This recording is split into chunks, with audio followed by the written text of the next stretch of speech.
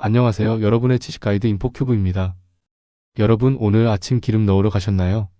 만약 자고 일어났는데 집 앞 주유소에 기름값이 리터당 5,000원으로 치솟아 있다면 어떤 기분이 들까요? 말도 안 돼. 싶으시죠? 그런데 지금 중동에서 벌어지는 일들을 보면 이게 단순히 상상이 아닐 수도 있습니다. 지금 전 세계의 시선이 집중된 곳 바로 이란입니다. 이스라엘과 미국의 전격적인 공습으로 이란의 정신적 지주이자 절대 권력자였던 아야톨라 알리 하메네이가 사망했다는 소식이 전해졌습니다. 한 나라의 왕이 사라진 겁니다. 그런데 진짜 문제는 그 이후입니다. 이란이 그냥 당하고만 있을까요? 아니죠. 지금 중동은 말 그대로 폭발 직전의 화약고가 됐습니다. 거실을 빌려줬는데 싸움터가 됐다. 이번 전쟁의 양상은 과거와 완전히 다릅니다. 이스라엘은 미국의 든든한 지원을 등에 업고 이란의 심장부를 찔렀습니다. 텔아비브에서 날아오른 스텔스기들이 이란의 촘촘한 방공망을 마치 종이장처럼 찢어버리고 핵시설과 미사일 기지를 초토화시켰죠. 그런데 여기서 우리가 주목해야 할 점은 이란의 반응입니다. 예전 같으면 이스라엘 본토에 미사일을 퍼부었겠지만 이번엔 전략이 바뀌었습니다. 이란은 지금 물귀신 작전을 쓰고 있어요. 나만 죽을 수 없다, 너희도 다 같이 죽자는 식이죠. 이란은 이스라엘을 직접 때리는 대신 주변에 있는 미국의 동맹국들과 미군 기지들을 건드리기 시작했습니다. 사우디아라비아, 카타르, UAE. 이 나라들은 사실 우린 싸우기 싫어, 우리 땅에 있는 미군 기지 좀 빌려준 것뿐이야 라고 하고 싶겠지만 이란의 입장은 단호합니다. 내 거실을 남한테 빌려줘서 나를 쏘게 했다면 너도 공범이야 라는 논리죠. 세계 경제의 목동맥 호르무즈 해협의 위기. 여기서 우리 한국 경제에 직격탄을 날리는 포인트가 나옵니다. 바로 호르무즈 해협입니다. 지도를 보시면 이 해협은 정말 좁습니다. 그런데 전 세계 석유 물동량의 약 20%가 이곳을 통과합니다. 특히 우리나라는 수입하는 원유의 상당 부분을 이 좁은 길목에 의존하고 있죠. 이란이 여기 지나가는 배 다 가라앉히겠다고 엄포를 놓거나 미사일을 쏘기 시작하면 어떻게 될까요? 해상보험료 폭등, 배가 한번 지나갈 때 내는 보험료가 수십 배 뜁니다. 물류대란 유조선들이 길을 돌려야 합니다. 시간이 곧 돈인 시대에 치명적이죠. 에너지 쇼크 결과적으로 우리 집 전기세, 가스비, 기름값이 미친 듯이 오르게 됩니다. 분석에 따르면 이란은 지금 이 해협을 볼모로 잡고 전 세계를 향해 나를 건드리면 너희 경제도 끝장이야 라고 외치고 있는 셈입니다. 트럼프의 계산착오와 출구 전략의 부재. 그런데 재밌는 건 이 전쟁을 시작한 것으로 알려진 미국의 도널드 트럼프 대통령조차 지금 당황하고 있다는 정황입니다. 트럼프의 스타일이 뭡니까? 세게 한 대 때리면 쟤들이 겁먹고 협상 테이블로 나오겠지? 라는 계산이었을 겁니다. 하지만 이란은 호락호락하지 않았습니다.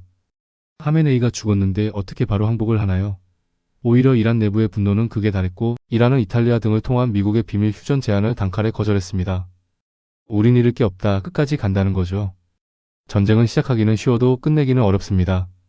지금 미국은 이란의 핵을 없애고 정권을 교체하고 싶어 하지만 땅 위로 군대를 보내기엔 부담이 너무 큽니다. 그렇다고 하늘에서 폭탄만 떨어뜨려서는 이란이라는 거대한 나라를 굴복시킬 수 없죠. 말 그대로 진퇴양난에 빠진 겁니다. 자, 여러분. 이란의 절대 권력자가 사라진 이 혼란의 틈을 타서 이란 내부에서는 지금 소름 끼치는 왕위 계승 작전이 벌어지고 있다고 합니다. 하메네이 아들, 베일에 쌓여있던 모주타바 하메네이가 전면에 등장하기 시작한 건데요. 과연 이 아들은 아버지의 복수를 위해 전 세계를 상대로 더 큰 도박을 벌이게 될까요? 아니면 무너져가는 이란을 구하기 위해 예상치 못한 선택을 할까요? 진짜 소름 돋는 이야기는 지금부터입니다. 자, 여러분. 드라마보다 더 드라마 같은 중동판 왕자의 게임이 시작됐습니다. 이란의 절대 권력자 하메네이가 공습으로 사망했다는 소식, 이건 그냥 한 명의 지도자가 죽은 게 아닙니다.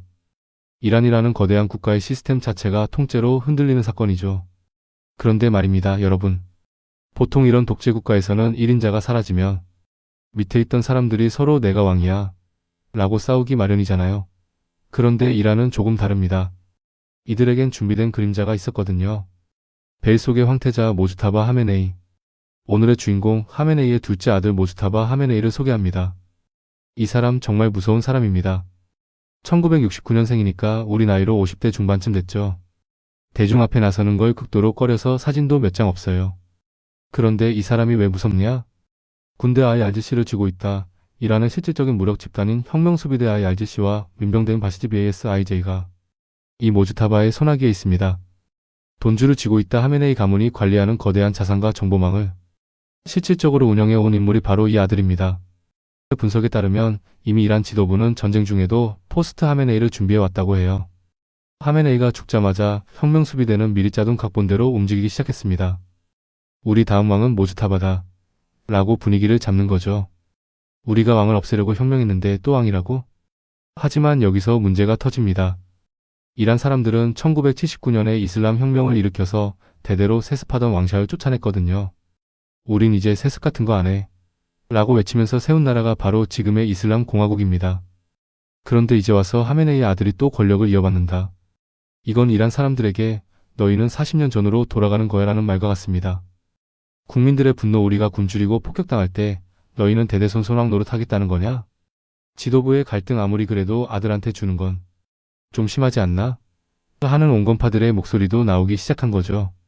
반전의 카드 착한 손자 하산 호메이니. 그래서 나오는 시나리오가 바로 플랜 B입니다. 여러분 혹시 하산 호메이니라는 이름을 들어보셨나요? 이란의 국부나라를 세운 아버지인 루올라 호메이니의 손자입니다. 이 사람은 좀 특별합니다. 개혁적 성향 종교 지도자는 정치에 너무 깊게 관여하지 말고 상징적인 존재로만 있자고 주장합니다. 마치 영국의 국왕이나 로마 교황처럼 말이죠. 대중적 인기 국민들은 피비린내 나는 전쟁과 독재에 지쳤습니다. 그래서 상대적으로 유연하고 부드러운 하산 호메이니에게 희망을 거는 목소리가 높습니다. 만약 이란이 이 착한 손자를 지도자로 세운다면 미국과의 관계도 풀리고 전쟁도 멈출 수 있을지 모릅니다. 하지만 과연 총칼을 든 혁명수비대가 자기들의 기득권을 포기하고 이 사람을 선택할까요? 절대 그럴 리 없죠. 이미 결정된 승자? 전문가 회의의 비밀.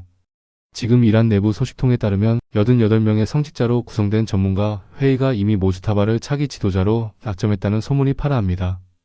사실상 탑정 너답은 정해져 있고 너는 대단만 해식의 투표인 셈이죠. 그런데 여기서 소름 돋는 포인트. 모주타바는 아버지보다 훨씬 더 강경한 인물로 알려져 있습니다.